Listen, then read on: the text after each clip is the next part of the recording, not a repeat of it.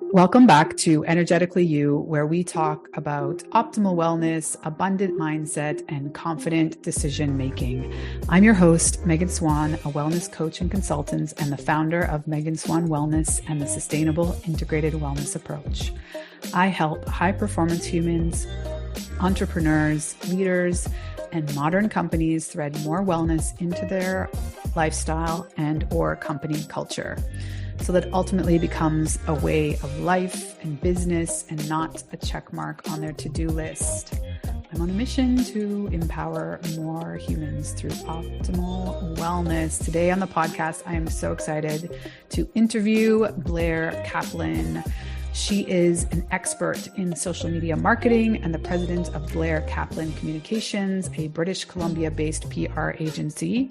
She brings 15 years of experience to her clients, which include global wellness, entertainment, and lifestyle brands.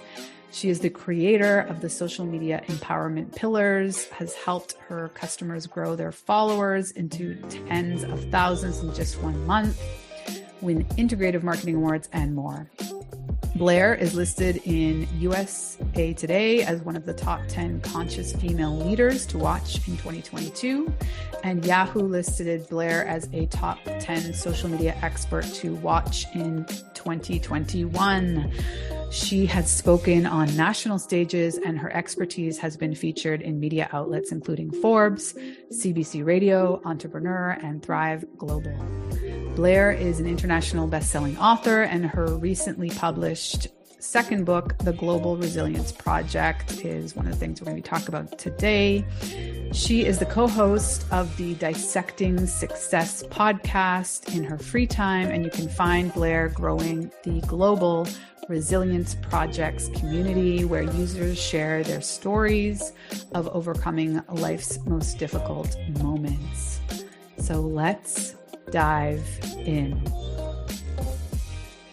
Welcome, Blair. I'm so excited for this conversation. We've already gotten to know each other a little bit better, but I'm curious to kind of go down some deeper rabbit holes in all of your expertise. So welcome. How are you? Let's start. Oh my God. First of all, thank you so much for having me. It's such an honor to connect with you, and I'm jealous that you're somewhere warm and I am not. But yeah, I'm good. I'm doing okay. Amazing. Yeah, I won't tell you what the temperature here is. I will tell you that, your bio is so expansive and impressive. I really want to dive first, though, into the resilience piece before we talk a little bit about the sort of more conscious social marketing. So let's define our terms. How would you define resilience? That's such a great question. So I want to start by how I used to define it. I used to define it as the ability to bounce back from a difficult time. And I've been on a healing journey. And during one of my healing ceremonies, I had this epiphany that we're never bouncing back, because when you go through something, when you have to be resilient, you never come out the other end the same person. So there's no going back. So I define resilience as the ability to bounce forward from a challenging time. I have goosebumps. Yeah, that really resonates. So do you find that you can't talk about this without going into your own background and deep, personal experience with this conversation? Or how do you kind of present it to people if you're at a cocktail party and they have no idea who you are? They ask what you do. Well, I mean, high level, if they ask what I do, I'll tell them I'm a social media and publicity expert, and I'm a resilience thought leader. And if they want to go deeper into what does that mean to be a resilience thought leader, I give them a heads up. Like, it's a bit of a heavy story. We're at a party. I just want to give you a trigger warning. If you want to talk about it, we can go down it. I'm completely comfortable, but some people aren't. And I want to respect that, especially for like at a conference or a cocktail party or, somewhere where it's not like, a heavy setting, but some people have the space to hold for me to share. And some people are not in a space at that time, and we connect later if they want to learn more. Yeah. Well, here we're all about heavy conversation. So, we're as much as you want to elaborate, can you give the audience some context of, your personal experience with resilience? Okay, well, it's a bit of a story and just trigger warning.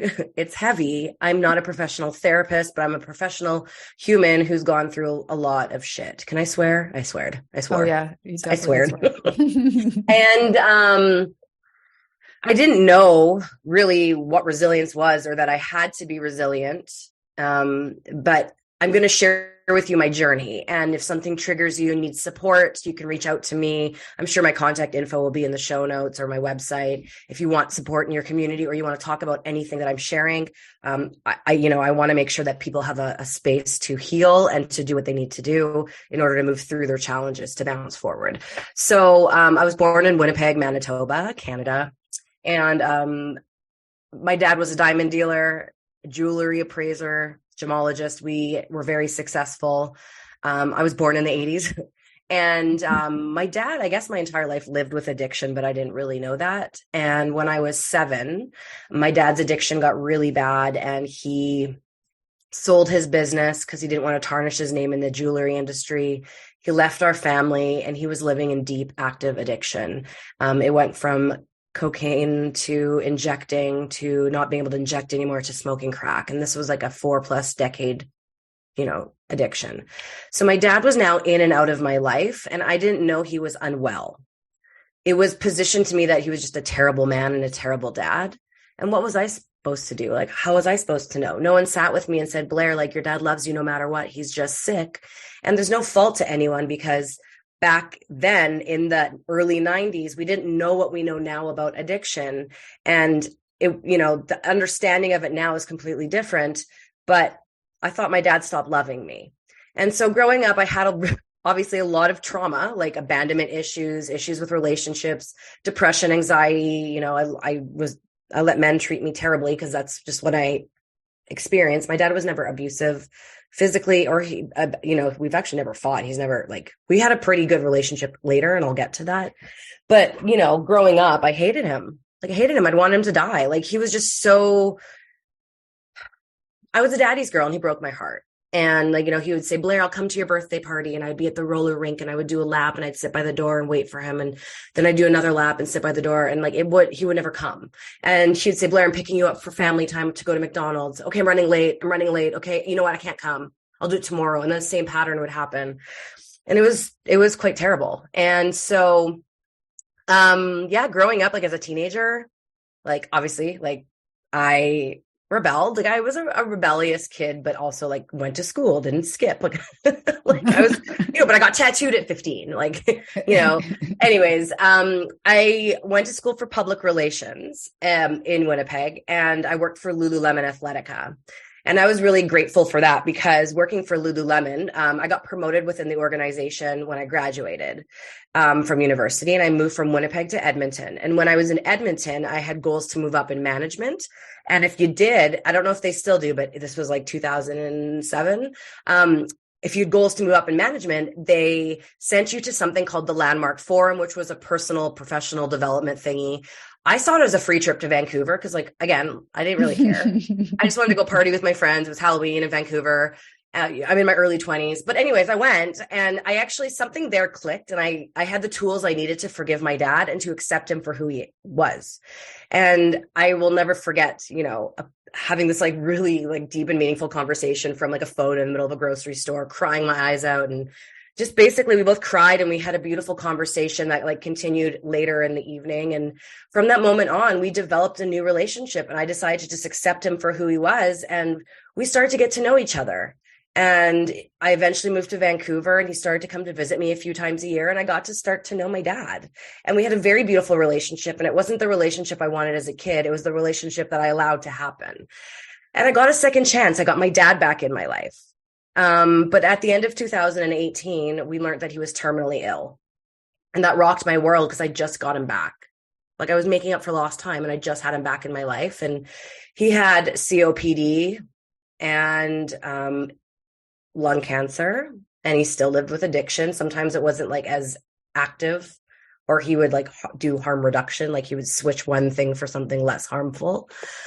It was, definitely a difficult thing to navigate, but I felt like I was being robbed and that the rug was pulled from beneath my feet, and I didn't know how to navigate that. And I started sharing my story with like friends over coffee or whatever it might be of our relationship, his addiction, my forgiveness, our resilience, and our story was helping people. Blair, like, thank you so much for the coffee meeting. You really inspired me to get a therapist. Hey, Blair, I heard you talk about your relationship, and I want to fix things with my dad before they die too. I was like, Dad, our story's helping people. Why don't we write a book? Let's gather stories of resilience from around the world, and we'll bookend a book with your story and my story. So when you're no longer here, we have a legacy piece to keep helping people. So at the beginning of 2019, we launched, at the time it was called the I Am Resilient Project. I ended up manifesting a lot of situations, which is now why it's called the Global Resilience Project, because I believe in manifestation. And I'm just going to go high level, but since launching that project early March 2019, a lot of hard things have happened.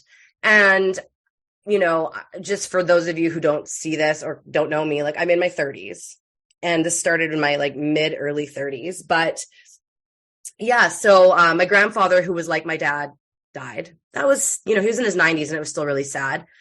On the way home from his funeral, my husband and I got in a car accident on the highway, and I got a concussion, a brain injury. I couldn't recover because I had a work trip to Germany to launch a product. I got home, cleared my schedule to like heal. My husband then had a heart attack and quadruple bypass surgery. We were in the hospital for 3 weeks with him. So my husband almost died. During this whole time, we're trying to get pregnant, obviously not while he was having open heart surgery. Like that was hard. And, we were told we probably couldn't do it on our own. So we thought, okay, we'll get some testing. And then I ended up getting pregnant naturally, which was amazing because I was told it was impossible, but I miscarried. And that was really traumatic. But not only did I miscarry, but 3 weeks later, my father-in-law suddenly died from cancer. 3 months later, my mother suddenly died from cancer after a 3-week battle. And then not even a year later, after my mom died, my dad died. So like 360-ish days apart. And I didn't get the book out in time for my dad to see it because it was really hard to hold space for people while navigating such traumatic loss. Like in just over a year, we lost 3 parents and a baby. And like, it was a lot. It's any of those things on its own is a lot. And so this last June, June 2022, we published our first book, The Global Resilience Project. And it was such a monumental moment. And over the 3.5 years it took to get this book out, we also launched a podcast, and we started speaking at events. And, I started sharing our story on other platforms, like other podcasts, in other books. And we started this global movement. And so everything I've done has led to this very moment. Well, first of all, I'm so sorry for all of your loss. To your point, any one of those things is a major thing to be navigating. Was it something you had to really work through? Sort of, I don't think you need to even forgive yourself, but the difficult piece that you really wanted to get the book out before your dad passed away? I think I let go of expectations quite early on, because what I really learned was that, like, I can set all the goals in the world, but you can't control a lot of things in life. And obviously I was very disappointed, but I was also very drained and burnt out. Like, compound grief is no joke. And running a business while navigating multiple loss is very hard, especially with depression and, like, showing up as a wife and a daughter-in-law and a sister and a friend. And like, it was a lot. So a part of me felt really upset, but my dad knew the strides that we were doing, and he was really proud of me. And like, the goal was to have a legacy piece, and that we have that. And, he was the muse. So I had to let that go. Like, I didn't have capacity to hold that. Mm-hmm. Do you remember what maybe some of the tools or the reframes that you were given at that conference that made you want to reach out? I have no idea what it was. It's very interesting. It's like I blacked out. Like, I don't know what it was. And I wish I did, but I don't. So, are you a Gabor Mate fan? Yeah. I haven't read all of his books, but like in the realm of The Hungry Ghost, I've read a couple times. Like I've read it once and listened to it once, and I know there's a bunch of other work. I kind of have to mix between, like, I love rock star autobiographies, and I love professional development, and I love sassy, sexy novels, and and then I like the Ooh, I stuff think we need to exchange lists. yeah. So like I need to rotate around because I can't just do heavy. Like right now, I'm doing Oprah's new book, The Things You Didn't Know. I can't remember what it's called right now, but now I want to look it up. I was literally just listening to it as I did my makeup. It's very depressing morning music. I mean, morning reads, but like I like to. Would you recommend it or no? Oh yeah. What happened to you? Oh my God. It's amazing. What happened to you? It's Oprah and this, doctor, and they talk about trauma. And like, for example, as a little kid, if I was crying, like the whole frame of the book is like, as a little kid, and if I was freaking out and crying or misbehaving, someone's like, what's wrong with you? But really, the question is, what happened to you? Because it's a response. So it's a really fascinating book. So I love reading books like this because it helps me with my work through the Global Resilience Project. But I need to I always have like a business book going, and like an autobiography. I love like rock star autobiographies, actresses. Like I just, like diving into people's personal lives. So I have to cleanse my palate from the heavy stuff. But there's a lot of great resources out there. But yeah, like with Landmark, I can't tell you exactly what it was because a lot of it I thought was like blah. Like I didn't care. Like I was just kind of like, oh, is it over? And then something just clicked. And I can't even, I've never been able to remember what that moment was. It's very interesting. Can you speak to the importance of the ability to tell our stories in the healing process?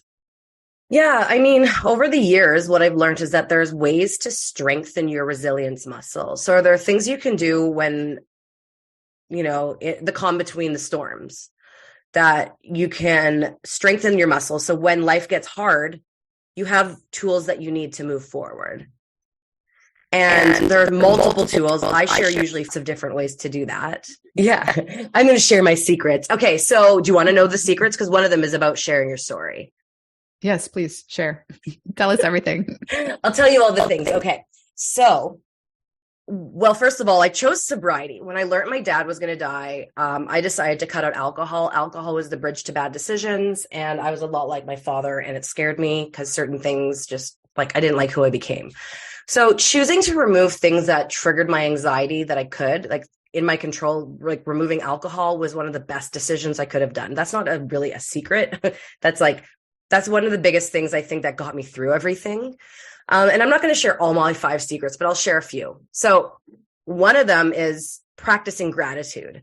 So about 6 years ago, I actually saw a video by Sean Acor, and it shared that if you practice gratitude every day at the exact same time, and you list 3 things you're grateful for from the past 24 hours, and you do this at least 21 days in a row, the neural pathways in your brain start to change so that you see the world in a more positive way. I was like, that seems easy. So I opened up my phone, set a gratitude alarm. I called it gratitude alarm at 9 p.m. And every day since then, it goes off. And me and my husband, or me and my friends, or me alone, and maybe I put it on social media, or I text someone, or I'm at a party, we practice gratitude. I think a lot of me persevering through these hard things, bouncing forward, is because I've been doing this and my brain has been rewired. One of the other things that I think is so important is that the way we fuel our bodies, the way we fuel our minds. Because I don't drink, I turn to other coping mechanisms. And I'm someone who very easily can turn on Real Housewives of whatever and just watch for 8 hours. And and the news has been so there's lots more bad than good. And so while navigating really hard stuff, I had to stop watching the news. It was just too negative for me. I knew what was going on and I had news alerts, but I could check it on my phone, but I wouldn't watch the 5 o'clock, 5:30 and the 6 o'clock news. Usually the news is just on. I couldn't do that. I cut out all the toxic reality TV. I only watched the positive stuff, not the stuff with the fighting and the drama, because that's energy. So I was very careful about what I consumed, what I listened to. I love heavy metal and rock and roll. Some music I couldn't listen to because it was just too heavy for me. I read things that were inspiring, and then also how I fueled my body. Fueling your body is so important, right? So what are you putting in your body? Are you eating just cheese and bread? Where are your vegetables, right? What are you doing to nourish your body? And because I don't drink, I was turning to junk food and like pizza, and obviously all that junk food that was filling my cravings, my addiction. Like I ate a lot of cookie dough blizzards, but I also made sure I had a lot of vegetables and everything in there as well, because you need that nutrients. And like now I'm back to eating a lot healthier because I want to fuel my body. Because when you're fueling your body and drinking water and sleeping 8 hours a night and you're taking care of yourself, you feel better. You have more energy, but also there's nothing wrong with lying on the couch and ordering pizza and blizzards for like 5 weeks, because if that's what you need to do to survive, that's fine. But when you are not in survival mode and you're in thrival mode between tragedies and traumas, that's when you fuel your body, when you have the energy and capacity to cook and do those things. And there are other secrets, but the third one I'm going to share is sharing your story. Now, it doesn't mean like come on a podcast or a TV show and get out there and share your story, but I think there's something to be said about not keeping everything inside. Like as a little girl, I've always loved writing, and I had journals, and my journals and diaries were full of like how I felt, because I never had a therapist. I needed one. The teachers even called my mom in to say, we think Blair's depressed. And my mom's like, nah, she's fine. She's happy. But like, I was depressed. And like my poems and my diary entries, like I was depressed, but like, there was a stigma about it. And now it's like, well, this is who I am. And it's funny because the diary entry I found was like, is that who I am? Blair Kaplan, the depressed girl? I guess we'll never know. But little Blair, we know I'm depressed. But like, like maybe you explore working with a counselor or a therapist, or working with medicine and guides, or starting a journal, or talking out loud, like getting it out of you and talking out loud to yourself. Maybe you record it. Maybe you write it out. Maybe you write it out and you make it into a story. Maybe you submit it to, a blog. Maybe you come on a podcast or a TV show. Maybe you have a conversation, or maybe you go to the Global Resilience Project's website and submit it. And we share it with our community, because we created a safe space for you to share stories of resilience, because sharing helps you heal. And not just that, but imagine if you could read a story of someone going through something similar when you are in the depths of it, and they gave you the tools and the tips that worked for them to get through it. Because I would have loved to read and understand how to navigate a sudden loss of my mom. Like I reached out to my few friends who've lost parents who were in some similar but not similar situations, and I got advice. But what if like there was just a resource? And so that's what we've created, a community where it's a safe space. We have a podcast for you to share stories. We have a published book for you to share stories. And, if you're interested in, submitting your story to the book, applications are now open, and we're, accepting people to share their story in our published book. And later on this year, the project and the book is going to be on Amazon Prime, and we're getting a big global audience. And we have stories from around the world that are in our first book, 70 stories from all over the world. We all have a story to tell. Yeah. So share your story. Oh my goodness. Where to start? First of all, you used like a version of thriving, but it wasn't thriving. Oh, thrival. It's like from survival to thriving. Thrival. Thrival. That is brilliant. And really all your secrets, you're just preaching to the choir here. I love them all. And I also loved the integration tip with gratitude, to set yourself a gratitude alarm. I'm going to do that. That is brilliant. I'd love to hear a little bit more about how the community works. Like if you want to share your story, where is the community? Is it its own platform? How is the interaction? Just a space where you can read other people's stories? Yeah. So the website is theglobalresilienceproject.com. On this website, you could learn about the community, me and my sister. My sister, Alana, is a therapist. We work on this together. There's an option to read stories of resilience. So you can read the stories that have come in online. There is a tab for Radical Resilience, which is the podcast. You can also listen to Radical Resilience on your favorite podcast player. That comes out once a week on Fridays. On our website, there's an option to submit your story. And the way that's set up, it's set it up as a guide.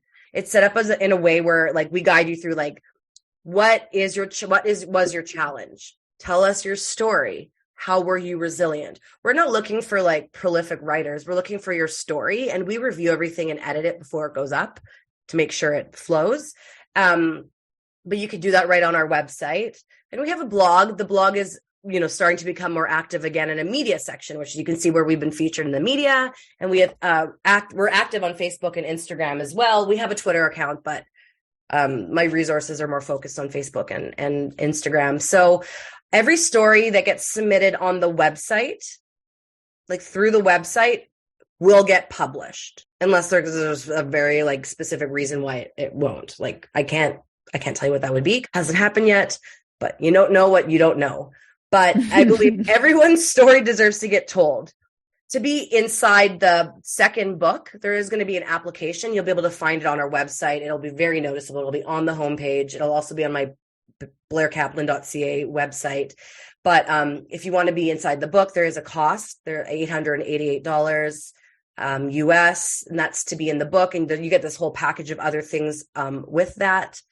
My first book, with the amount of money and hours that we put in, like I was able to, figure out how much we need to charge in order to at least like for me to break even. So I'm not really making money off of the book, but yeah, it's definitely like a really big project with time and resources. And then the podcast, Radical Resilience, right now I don't have applications open to the public to apply to be on the podcast. But if someone's listening to this and they have a story they want to tell, they can reach out to us. Our email is on the website. I'm very easy to find. Like I'm Blair Kaplan Venables. And I have people reaching out all the time. Like right now, there's like 70 plus people who want to be on the podcast. So I'm just trying to figure out how to do all that because people want to share their stories. So right now, those are the options. And I'm also available to come to speak to your organization or your school or your group or like on your podcast or your show. I want to help the world. And my goal is by August 2025 to empower 88 million people, to help them share their stories or to heal or to be more resilient. So if there's a way for me to do that to your community and your world, just like I'm doing right now, I'd love that opportunity. Beautiful. Can you repeat the bit about the show that's coming up? Because our connection's a bit wavy and I don't want that to get missed. Oh, right. Okay. So I don't have too much to share just yet, but in March, I'm going to be, yeah. So in March, I'm going to, well, it's a secret to me too. So share what I know. Okay. So in March, I'm going to be going to Nashville and I'm going to be filming a segment for a new TV show that's coming out on Amazon Prime. And as of now, my understanding, the show is called My Story. And I say that because sometimes show names change. Mm-hmm. And I'm going to be in the first episode and I'm going to be sharing my story. Incredible. So do people just reach out to you or is that something you had to apply to? I'm so curious. Yeah. So my background's in public relations and publicity, and I have a strategy. And if you want to work with me, I can tell you how to do it. Like there's lots of opportunity. Yeah, there's lots of opportunities out there. And I think this was a mixture of me being in this industry for 15 plus years and for being in the right place at the right time and having a story to tell and seeing the right opportunity show up. Yes. So now, without telling us your secrets of the how, please tell us, what was it like to be broadcast in Times Square on a billboard? Okay. Yeah, that was crazy. Okay. So a little backstory. When I launched my book in June, I was also a co-author in two other books. One was called Pursuit 365, and the other one is Woman Gone Wild, the Wealth Edition. And I had a chapter in that book, and it focused on mental wealth, which was like resilience and mental wealth and promoting the community. And we had a media tour. And so I went to Vegas for like a red carpet event and to speak. And then then I had a break to go home for family stuff in Winnipeg. Then I went to LA for a Hollywood party type thing. And then we went to New York. And in New York, we were told that some of the authors were going to be on a billboard. Did not know what to expect. I was shitting my pants. Like being in PR, my job is to put other people in the spotlight. So it's only kind of new that I'm in the spotlight. And it's very vulnerable. And like, I'm someone obviously with like low self-esteem and like trauma. So like, I'm working through it, but like that's scary. It's like, what if they don't like me? Oh my God, what if they think I'm ugly? Like, what if I get negative comments on social media, which will happen? Like, it's like people pretend they're me. People say bad things. People say nice things. Like, that's just the world. But it was just really intense leading up to it. When I found out, I arranged a photo shoot and like rearranged my schedule and drove for 4 hours one way and then 4 hours another way. And they didn't even use that photo. They ended up taking a photo at the Vegas event that they used for the billboard. In the end, I looked good. The people who edited it worked for Vogue. So I knew I was in good hands.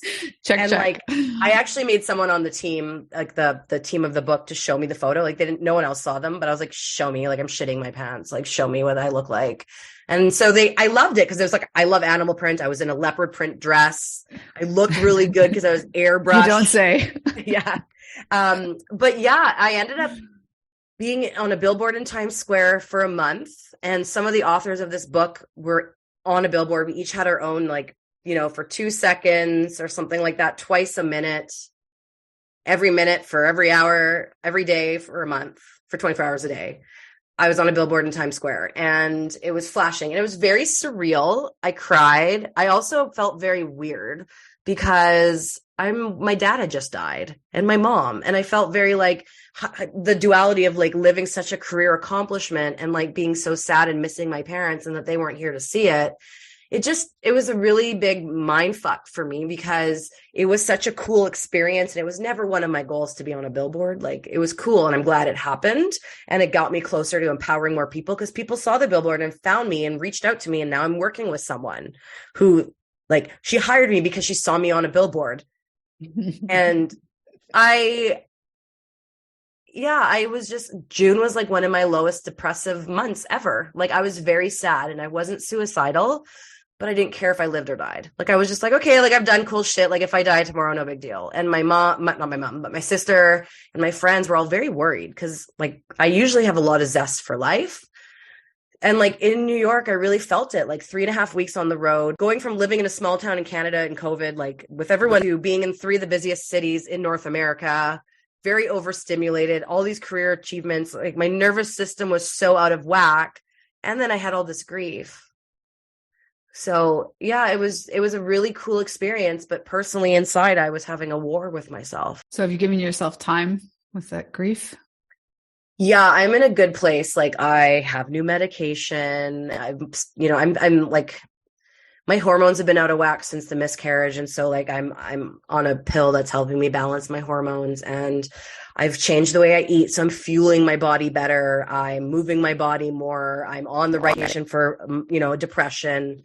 So I'm mentally in a way better space now. Like, I'm a whole different person. That's good. Yeah. Any sort of maybe non-conventional tips you have in terms of dealing with grief beyond the, like taking better care of yourself physically, mentally, maybe spiritually? Is there something like that you do in particular? Yeah, I think what you just said is good to do when you're not in grief. When you're in grief, just be in your sadness. Don't push it aside or push it down. Be real. If you can't get off the couch, don't get off the couch. If you need to cancel plans, cancel plans. If you lose friends because of it, they're not real friends. I hardly left my house. I moved to a new town. I've been here for 1.5 years. I just went to a yoga studio for a yoga class for the first time in like a year. Like, I didn't want to leave my house. I didn't want to be amongst people. I didn't want to leave I was ordering groceries and food. Like, I didn't even want to go to the grocery store. Like, I'm leaving the house now, and like, I'm back to like feeling more normal, and I have a long way to go. But I think when you're grieving and you're sad. Be honest. Don't pretend you're okay, but also figure out what you need to support you. Like, if you have no energy to cook, then, bring that support in to help you. If all you want to do is bake and like distract yourself, then bake. If you feel depressed and you want to cancel your plans, or you need a sabbatical from work, maybe you need to quit your job. Like, do what you need to do. Do what you need to do, but also be honest with the people that you're closest with, so you have a support network around you, and don't pretend you're okay. Because if you pretend you're okay, people can't support you. I love that. Mm-hmm. So let's switch gears a little bit to your other massive area of expertise, sort of high level. What do you see as some of the major shifts in the last, you've been in the industry for 15 years in terms of PR? How do you see it morphing, and are you optimistic or concerned? Okay, so PR is like the planned effort to influence public opinion. It's never going anywhere. Like as entrepreneur businesses, it's part of the strategy. You got marketing, you have public relations, and say everything in between, sales. And obviously, as technology changes, things are always changing. Like back when, before I was in school for PR, like you would write a press release and you would fax it to the newspapers. Where now it's like, do people even read press releases? Is it about who you know? Like, do you even want to be in a print magazine? What is your product? So I think it's so industry dependent. And for me, I teach how to become a thought leader. I build out a system called the social media empowerment pillars for thought leadership. And they're the 7 things you need to build out in your strategy, with the main focus of using social media to leverage your brand to become that thought leader and to be seen as a leading expert in your industry. And it's a focus on publicity, like getting your name in the media, whether it's you sharing your expertise by an article or someone else writing about you, being on a podcast, just like I'm doing with you, starting your own podcast, and everything in between. To what are you doing on social media? How are you showing up? And what else are you doing between showing up on social media and your publicity? So my predictions for the future, I don't have them. I mean, like, people don't want to be sold to, they want to build relationships. And that's been the one constant since I've started. And so, like, what are you doing to build a relationship? How are you telling your story? We don't want to be sold to. We want to be part of something. We want to be part of your world. I want to feel like you want to feel like I'm your best friend. And I want to feel like the people I look up to are my best friends. And so that's where the real magic happens, where that like, know, and trust is built. Brilliant. So how, if someone's interested in collaborating with you or working with you in that sense, is that like always a one-on-one situation? Do you have a course? Yeah. So I have a few different ways you can work with me. Launching this March. So by the time this episode is aired, you can actually visit blairkaplan.ca, and I have a group coaching program called Empowerment. It's a 90-day program where we work on building out your empowerment plan. We build out your strategy, and we're going to build it out for the next 12 months. And not just build it out, but I'm going to build it with you and teach you how to implement it. And you're going to move the needle. You're going to get more visible. You're going to get more clients, make more money, maybe even charge more. And so Empowerment is my group coaching program. It's my signature program. I do work with people individually. I mentor one-on-one. So that might be someone who wants to learn and wants my support in more than just PR. I've written I've published 2 of my own books, and I have a podcast, and I've had a business. So a lot of times entrepreneurs bring me on as a private coach and mentor. I also offer a few done for you services where I build out your strategy and execute it for you. I implement it for you, where I become your brand.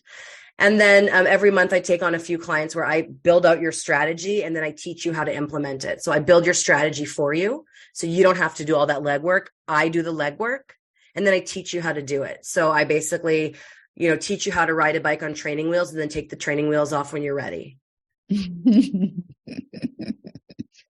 Love that analogy. Yeah. Cool. Well, anything else you want to share with us? What else is coming up? Well, if you're curious, about? Yeah. I mean, it's funny. Just a few things, I'm sure. Yeah. I mean, I was looking at my to-do list. Like, I have so much travel coming up, and like trying to fit in, like launching the Global Resilience Project second book and preparing to be on TV. We're going to be launching courses and products through the Global Resilience Project. And then with my social media work, I mean, I love everything I do, and I love everyone I work with. So that's all really exciting. My sister and I actually decided we're going to be launching a merch line, because it's just an alternative way to make money. And like, they're pretty sassy shirts. I'm not going to let you know what they say, but like, it's dark humor. And like, I think if you've gone through something traumatic, like the loss of a parent or 2 parents, and once you're out of that deep grief, you can actually see the humor in it. And like, maybe you won't, and that's okay. Maybe that shirt is not for you, or the mug. But yeah, my sister and I have some funny things coming down the pipeline. And yeah, this, my mom and dad died February 18th, and my mom died February 23rd. So my mom died February 23rd, 2001. And then my dad, February 18th, 2022. And so my sister and I created something for us called Grief Week. And it's like spring break for sad people. And so we live in Canada. So like we decided let's always be together over those 2 dates and let's be warm, because we've decided it's way better to be sad and warm than sad and cold. And so, this February we have our first annual Grief Week. It's being held in Palm Springs. We have hikes planned. We're doing a photo shoot with some of our new product. We're going to go, be sad. We're going to be happy. We're going to go on hikes, swim in the pool, honor our parents. And so, Grief Week has inspired a couple of conversations with other prolific entrepreneurs in my world. And so I'm working on something with that as well. Not over mine and Alana's sacred Grief Week, but the whole concept of Grief Week and what can we do as grievers to support one another. So, I mean, I'm a very creative out-of-box thinker. So who knows what is going to unfold, but my sister and I have some, funny clothes coming out. We got spring break for sad people, Grief Week. We have a book coming, a book that the second book just launched. The Global Resilience Project available on Amazon. My other book, if you're like, Blair wrote a business book, it was my practice book to write a book. And it became a bestseller, and it's called Pulsing Through My Veins, Raw and Real Stories from an Entrepreneur. That's a practice book. That's also on Amazon. So you want a little bit more of me in your life? So much amazingness. The Grief Week, I mean, that's going to be massive.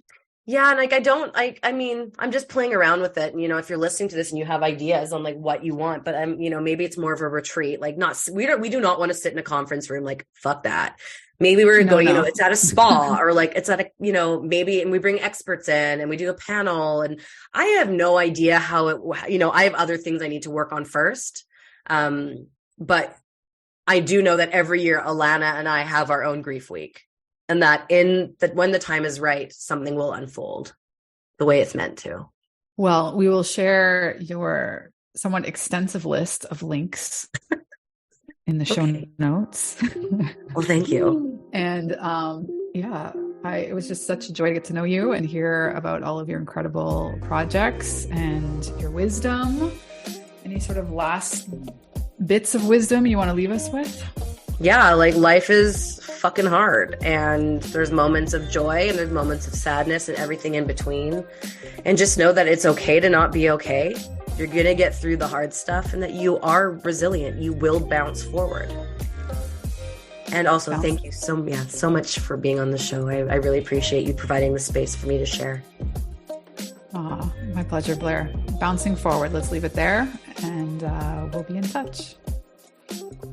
Thank you so much for being here. I appreciate you greatly. And if you are appreciating the show and you wish to support us in a small way, you can do that by rating us on Apple iTunes. You could share one of your favorite episodes with a good friend who you think would enjoy it.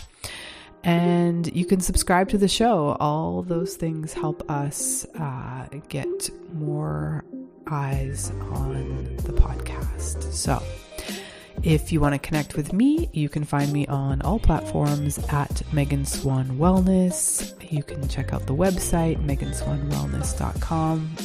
I hang out mostly on Instagram and LinkedIn, so please drop me a message and tell me what was your major takeaway from the show.